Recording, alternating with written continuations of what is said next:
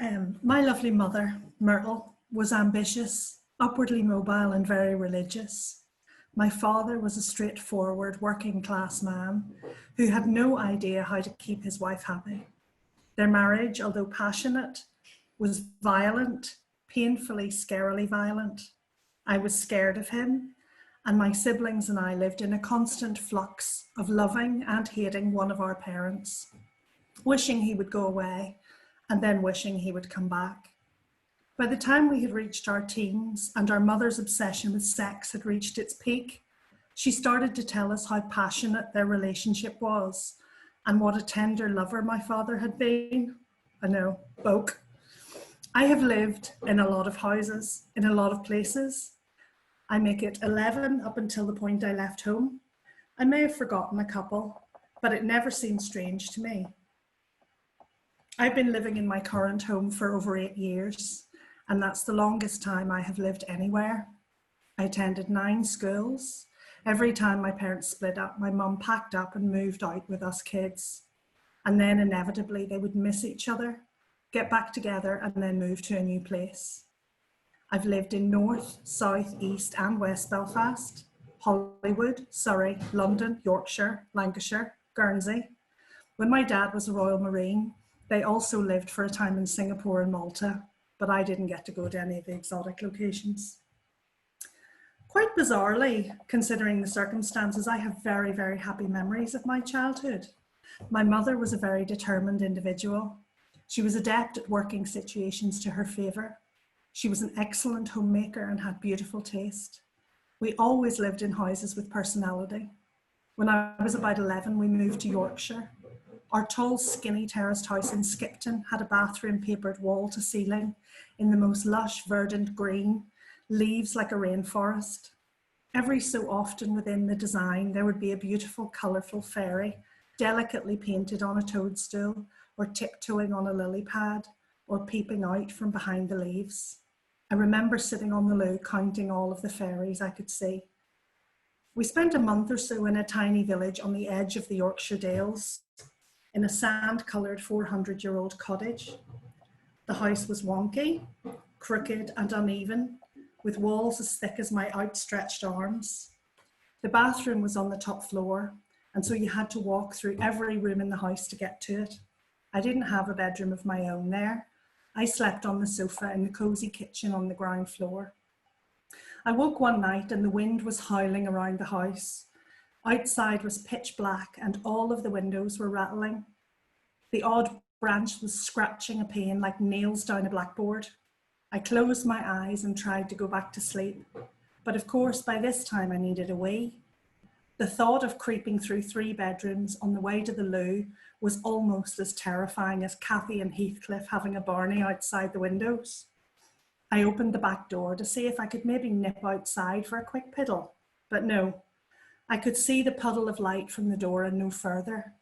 I'd heard of the Yorkshire Ripper by that stage and I wasn't taking any chances. So I looked around for a suitable receptacle. There was an ancient oak Welsh dresser in the kitchen, groaning under the weight of local pottery.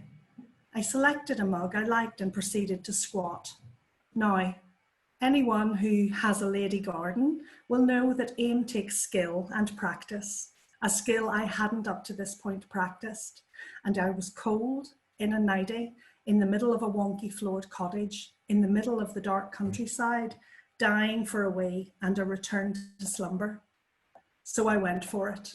To be fair, some of it went into the cup, but most of it splashed over the red tiles and my feet and my nightie hem. I didn't care. I flung open the door and flung my wee into the wind, and then I jumped back into bed.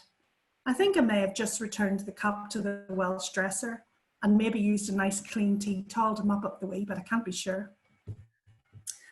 Our first home in East Belfast was also a cottage. My mother, ever the romantic, when she came to view it, the owner told her very seriously to ensure that my father died downstairs because the staircase was too narrow for a coffin. The house was called Macroom, as the man who built it had been a Scot, and the legend goes, "We'll call the hoose Macroom, for we'll Macroom for anyone that comes to it." She did too. She always made room for waifs and strays and hangers-on, She had a knack for getting people to do things for her, but she was always devastatingly generous to them in return. If you brought a friend home, she would interview them at length on their families and hobbies and dreams. She would quickly discern their talents, and before you knew it, people would be cooking or wallpapering or building furniture or teaching us Greek dancing. One set of next door neighbours built her a beautiful rockery, spending their precious weekends collecting rocks from beaches and nearly being arrested in the process. She loved artists and writers and theatre people, and loved her home filled to bursting with people eating, laughing and singing. Myrtle had another wonderful talent that I may have inherited, the art of being mortifyingly embarrassing to your children. She was a glamorous lady who went to the hairdresser once a week for a blow dry. I remember trailing round the city centre behind her, red-faced with shame, as she sported an M&S bag on her head to protect her do from the rain. My sister and I took her to see Shirley Valentine when it came out. In our complete foolishness, we opted to go to the QFT. I was on one end of the row and my sister on the other, mother plus 2 or 3 of her friends in between. During a quiet moment in the film when she wasn't passing or unwrapping raspberry ruffles or commenting on the lady in front's wig, there came a question, "What's a clitoris?" She stage whispered to my sister, who shriveled and died at the far unsatisfied. She then repeated the question, louder this time, but aimed at me. I covered my face with my hands. The cinema paused, wondering if there would be an answer. Thankfully, none came. During the mid-1980s, she opened a B&B. We mainly had contractors staying, married businessmen who gave very little bother and a regular income. The 2 dull and overweight Tonys with their tiny, beautiful Thai brides. Colin and Robert, 2 nice-looking brothers from Liverpool. I had an affair with at least one of them, possibly both. We had Scottish and Canadian orange men who were nothing short of a nightmare. Between dancing so hard to terrible accordion music, they shattered the plaster moulding from the ceiling below, and urinating in a circular pattern over Myrtle's roses as they swung from the trellis arch in the front garden. One enormous royal antediluvian toppled down a full flight of stairs, landing at the bottom on his head, but he was so completely plastered that he didn't have a scratch on him. We also had several male guests who'd been thrown out by their wives, and then after a few cooling off days proceeded to rekindle their romances loudly and with vigour. We had a young single long-term French tenant called Luc. He worked in the Sirocco works and wore polo necks, and he smoked a lot. When cleaning his bedroom, my mother always complained about the number of tissues she found under the pillow, under the bed, around the bed. So for Christmas, she bought him a monogrammed set of Irish linen handkerchiefs. Then there were the strippers. Billy Ribbon, a huge, handsome black man whose act concluded with some lucky audience member tying a yellow ribbon round the old oak tree. We had a guy who used a snake in his act. When he wasn't on stage, the python lived in a holdall under his bed. I went into his room one afternoon to leave towels, and my frisky terrier Oscar had the bag half trailed across the room before I managed to wrestle him out again. Then there was Private 69. Myrtle, in her best naive voice, was asking him, "Why 69? Thankfully, this was well before Google did, and giggled with mother in the most nauseating way, but he wouldn't tell her. He ripped open his shirt and grabbed her hand, placing it on his enormous man breasts so she could trail her nails seductively across his belly. She struck off the next morning to ask the worldlier B&B owner across the road what the 69 significance was all about. She came back pale and quiet. She was put off her porridge. When my mother died in 2007, I felt like I'd lost my home. I had long since moved away, but there was and still is that feeling of where would I go if I was sick or needed a hug, or to be criticised for my outfit, my weight, my boyfriend, or lack thereof, or the best vegetable soup in Ireland.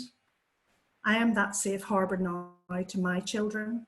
Home isn't a place, a city, a building, a roof. It is a feeling. It's where you belong.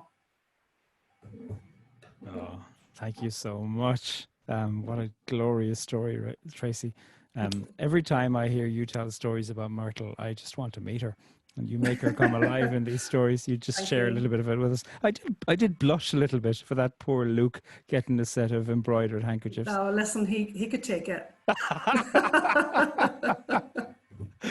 Was there ever a need for any sex education in your home, or was it just all provided by the entire environment? Well, there was a desperate lack of sex education, my mother being a raving Christian Scientist.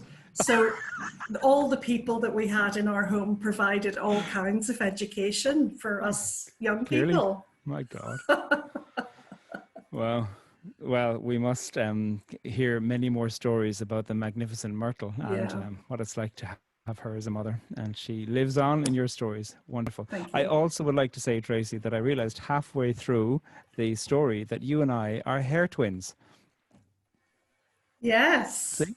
Yes, we are. All the best people have curly hair. I know. We must exchange messages about hair product later on. We must. So, don't use shampoo. That is my tip.